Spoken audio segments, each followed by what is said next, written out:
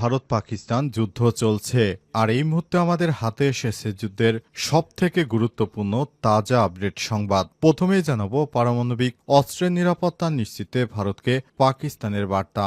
ভারতের পারমাণবিক black market এবং বারবার পারমাণবিক পদার্থ চুরি ও অবৈধ পাচারের বিষয়ে আন্তর্জাতিক পারমাণবিক শক্তি সংস্থা IAEA তদন্তের আহ্বান জানিয়েছে পাকিস্তান। এছাড়াও এই সংক্রান্ত নিরাপত্তা ঘাটতির বিষয়টিও সামনে এনেছে দেশটি। পাশাপাশি পারমাণবিক অস্ত্রগুলোর ভাণ্ডারেরও নিরাপত্তা নিশ্চিত করতে ভারতের প্রতি আহ্বান জানিয়েছে পাকিস্তান। আজ পাকিস্তানের সংবাদ মাধ্যম দ্য ডনের এক প্রতিবেদনে এই তথ্য নিশ্চিত করা হয়েছে।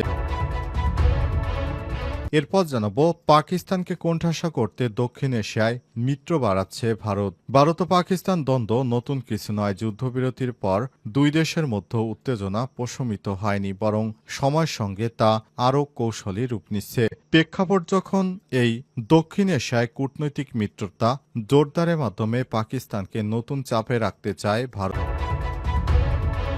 এদিকে যুক্তরাজ্যের সাবেক সামরিক ঘাঁটিতে আগুন, নিহত ৩। যুক্তরাজ্যের একটি সাবেক সামরিক ঘাঁটিতে আগুনে ৩ জন নিহত হয়েছে। নিহতদের মধ্যে ২ জন অগ্নি নির্বাপক কর্মী এবং একজন বেসামরিক নাগরিক। আজ অক্সফোর্ডের কাছে বাইসেস্টারে সাবেক রয়্যাল এয়ার ফোর্স ঘাঁটিতে একটি বড় গুদামে এই অগ্নিকাণ্ডের ঘটনা ঘটে বলে জানিয়েছে দেশটির কর্মকর্তারা। এবারে জানাবো টিকটকে লাইভের সময় তরুণীকে গুলি করে হত্যা। মেক্সিকোয় টিকটক লাইভ করার সময় এক ভ্যালেরিয়া মার্কোইস নামে ২৩ বছর বয়সী এক তরুণীকে গুলি করে হত্যা করা হয়েছে। আজ দেশটির জাপোপান শহরে একটি বিউটি পার্লারে এই ঘটনা ঘটে। ইনস্টাগ্রাম ও টিকটকে তার প্রায় ২ লক্ষ অনুসারী রয়েছে, খবর দ্য গার্ডিয়ানে। এবং সর্বশেষ জানাবো দাবি মানার আশ্বাসে আন্দোলন প্রত্যাহার জবি শিক্ষার্থীদের। দাবি মানার আশ্বাসে আন্দোলন প্রত্যাহার করেছে জগন্নাথ বিশ্ববিদ্যালয়ের জবি শিক্ষার্থীরা। আজ রাতে সরকারের আশ্বাসের পরিপ্রেক্ষিতে আন্দোলন প্রত্যাহার করেন আন্দোলনরত শিক্ষক শিক্ষার্থীরা। প্রিয় দর্শক, এতক্ষণ শুনছিলেন সংবাদ শিরোনাম, এবারে বিস্তারিত। তবে তার আগে বন্ধুরা, অনুরোধ থাকবে এই সংবাদটিতে একটি লাইক দিন। এই চ্যানেলে আপনি নতুন হয়ে থাকলে আমাদের সংবাদটি দেখতে দেখতে চ্যানেলটি সাবস্ক্রাইব করে রাখুন। কমেন্ট করে বন্ধুরা আপনার মূল্যবান মতামত জানিয়ে দিন আপনি বিশ্বের কোন দেশ থেকে বা বাংলাদেশের কোন স্থান থেকে আমাদের সংবাদটি দেখছেন এবং শুনছেন। আর বন্ধুরা, ভারত পাকিস্তান যুদ্ধে আপনি কোন দেশকে সমর্থন করেন কমেন্ট করে জানিয়ে দিন। সংবাদটি আপনার সোশ্যাল মিডিয়া ফেসবুকে বন্ধুদের মাঝে শেয়ার করে সবাইকে দেখার সুযোগ করে দিন। এবারে বিস্তারিত। পাকিস্তানকে কোণঠাসা করতে দক্ষিণ এশিয়ায় মিত্র বাড়াচ্ছে ভারত। এবার পাকিস্তানকে কোণঠাসা করতে দক্ষিণ এশিয়ায় বিভিন্ন রাষ্ট্রের সঙ্গে মিত্রতা বাড়ানোর সিদ্ধান্ত নিয়েছে ভারত। এরই ধারাবাহিকতায় উত্তেজনা প্রশমিত করার জন্য বিভিন্ন রাষ্ট্রের শরণাপন্ন হচ্ছে ভারতের মধ্যে রয়েছে আফগানিস্তান। ইতিমধ্যেই আফগানিস্তানের বেশ কয়েকজন নেতা পাকিস্তানের বিরুদ্ধে যারা অবস্থান গ্রহণ করেন এসব নেতাদেরকে আমন্ত্রণ জানিয়েছে ভারত। তাদের সঙ্গে ভারত গোপনে বৈঠক করেছে।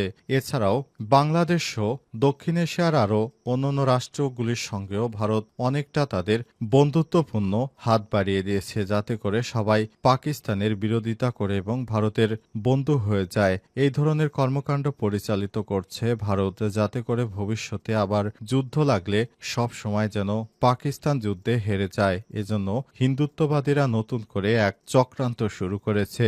বিশেষ করে আফগানিস্তানকে ভারত হাত করতে চায়। এই মুসলিম রাষ্ট্রটি সবসময় পাকিস্তানিদের বিরুদ্ধে তাদের বর্ডারে যুদ্ধ পরিচালিত করে আসছে।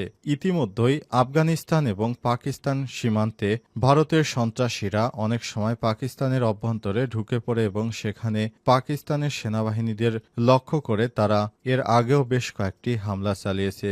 নতুন করে ভারত এই ধরনের সংঘাতকে পাকিস্তানে যেন বিশৃঙ্খল পরিস্থিতি সৃষ্টি হয়, এজন্য তারা নতুন নতুন চক্রান্ত বের করছে। এর মধ্যে আফগানিস্তান এবং এছাড়াও আরও রয়েছে ইরানের ওই অঞ্চলগুলি। ওই সব এলাকাগুলোতে তারা পারমাণবিক অস্ত্রের নিরাপত্তা নিশ্চিতে ভারতকে পাকিস্তানের বার্তা। ভারতের পারমাণবিক ব্ল্যাক মার্কেট এবং বারবার পারমাণবিক পদার্থ চুরি ও অবৈধ পাচারের বিষয়ে আন্তর্জাতিক পারমাণবিক শক্তি সংস্থা IAEA তদন্তের আহ্বান জানিয়েছে পাকিস্তান। এছাড়াও এ সংক্রান্ত নিরাপত্তা ঘাটতির বিষয়টিও সামনে এনেছে দেশটি। পাশাপাশি পারমাণবিক অস্ত্রভান্ডারের নিরাপত্তাও নিশ্চিত করতে ভারতের প্রতি আহ্বান জানিয়েছে পাকিস্তান। পাকিস্তানের সংবাদ মাধ্যম ডনের এক প্রতিবেদনে এই তথ্য নিশ্চিত করা হয়েছে। পাকিস্তানের পররাষ্ট্র দপ্তর ভারতের রেডিও অ্যাক্টিভ উপাদান চুরি এবং অন্যান্য নিরাপত্তা ত্রুটির একাধিক ঘটনার উল্লেখ করে বলেছেন, পাকিস্তান এই ঘটনাগুলি পুঙ্খানুপুঙ্খ তদন্তের আহ্বান জানাচ্ছে এবং ভারতকে তার পারমাণবিক স্থাপনা এবং অস্ত্রাগারে নিরাপত্তা নিশ্চিত করার আহ্বান জানিয়েছে। পররাষ্ট্র দপ্তরের বিবৃতিতে আরও বলা হয়েছে, এবং আন্তর্জাতিক সম্প্রদায়ের উচিত ভারতের বারবার পারমাণবিক ও রেডিও অ্যাক্টিভ উপাদান চুরি এবং অবৈধ পাচারের ঘটনা নিয়ে উদ্বিগ্ন হওয়া। এই বিবৃতি ভারতের প্রতিরক্ষামন্ত্রী রাজনাথ সিংয়ের শ্রীনগরে ভারতীয় সেনাদের উদ্দেশ্যে দেয়া বক্তৃতার তার প্রতিক্রিয়ায় এসেছে। শ্রী রাজনাথ সিং বলেছিলেন, আমি মনে করি পাকিস্তানের পারমাণবিক অস্ত্রগুলো যুক্তরাষ্ট্রের নিরাপত্তা বাহিনীর নজর দেওয়া উচিত এবং পাকিস্তানের হাত থেকে অস্ত্রগুলো তাদের নিয়ে যাওয়া উচিত, কারণ কোনো দায়িত্ব কাণ্ডজ্ঞানহীন রাষ্ট্রের কাছে পারমাণবিক অস্ত্র থাকা উচিত নয়, এমনটাই মনে করে ভারতের পরিপ্রেক্ষিতে পাকিস্তান এই আহ্বান জানিয়েছে। পাকিস্তানকে কোণঠাসা করতে দক্ষিণ এশিয়ায় মিত্র বাড়াচ্ছে ভারত। এবার পাকিস্তানকে কোণঠাসা করতে দক্ষিণ এশিয়ায় বিভিন্ন রাষ্ট্রের সঙ্গে মিত্রতা বাড়ানোর সিদ্ধান্ত নিয়েছে ভারত। এরই ধারাবাহিকতায় উত্তেজনা প্রশমিত করার জন্য বিভিন্ন রাষ্ট্রের শরণাপন্ন হচ্ছে ভারতের মধ্যে রয়েছে আফগানিস্তান। যুক্তরাজ্যের সাবেক সামরিক ঘাঁটিতে আগুন, নিহত ৩। যুক্তরাজ্যের একটি সাবেক সামরিক ঘাঁটিতে আগুনে ৩ জন নিহত হয়েছে। নিহতদের মধ্যে ২ জন অগ্নি নির্বাপক কর্মী এবং একজন বেসামরিক নাগরিক রয়েছেন। আজ অক্সফোর্ডের কাছে বাইস্টাটারে সাবেক রয়্যাল এয়ারফোর্স ঘাঁটিতে একটি বড় গুদামে অগ্নিকাণ্ডের ঘটনা ঘটে বলে জানিয়েছে দেশটির কর্মকর্তারা জানিয়েছেন, বিমান ও মোটর স্পোর্টসের ইতিহাস স্মরণে ব্যবহৃত একটি সাবেক ব্রিটিশ সামরিক ঘাঁটিতে অগ্নিকাণ্ডে ২ জন দমকল কর্মী এবং একজন বেসামরিক লোক নিহত হয়েছে। কর্মকর্তারা জানিয়েছেন, অগ্নিকাণ্ডে বিশাল ধোঁয়ার কুণ্ডলী কয়েক মাইল দূর থেকে দেখা গিয়েছে। বিস্ফোরণের শব্দ শুনতে পেয়েছিলেন প্রত্যক্ষদর্শীরা। ভয়াবহ অগ্নিকাণ্ডের ঘটনায় প্রধানমন্ত্রী কেয়ার স্টারমার তার টুইটার পোস্টে জানিয়েছেন, আমাদের অগ্নি নির্বাপন কর্মীদের সাহসিকতা আশ্চর্যজনক। আশা করি যারা হাসপাতালে আছেন তারা সম্পূর্ণ ও দ্রুত সুস্থ হয়ে উঠবেন। অক্সফোর্ড কাউন্টি কাউন্সিল জানিয়েছে, অগ্নিকাণ্ডে গুরুতর আহত আরও ২ জন অগ্নি নির্বাপক কর্মীকে হাসপাতালে ভর্তি করা হয়েছে। অক্সফোর্ড কাউন্টি কাউন্সিল জানিয়েছে, আরও ২ জন অগ্নি নির্বাপক কর্মী গুরুতর আহত অবস্থায় হাসপাতালে রয়েছে। তাদের অবস্থা খুবই গুরুতর, তাদেরকে আইসিইউতে ভর্তি করা হয়েছে। ইন্টেনসিভ কেয়ার অফ ইউনিট আইসিইউতে রয়েছেন সেই ২ জন অগ্নি নির্বাপক কর্মী। দাবি মানার আশ্বাসে আন্দোলন প্রত্যাহার জবি শিক্ষার্থীদের। দাবি মানার আশ্বাসে আন্দোলন প্রত্যাহার করেছে জগন্নাথ বিশ্ববিদ্যালয়ের জবি শিক্ষার্থীরা।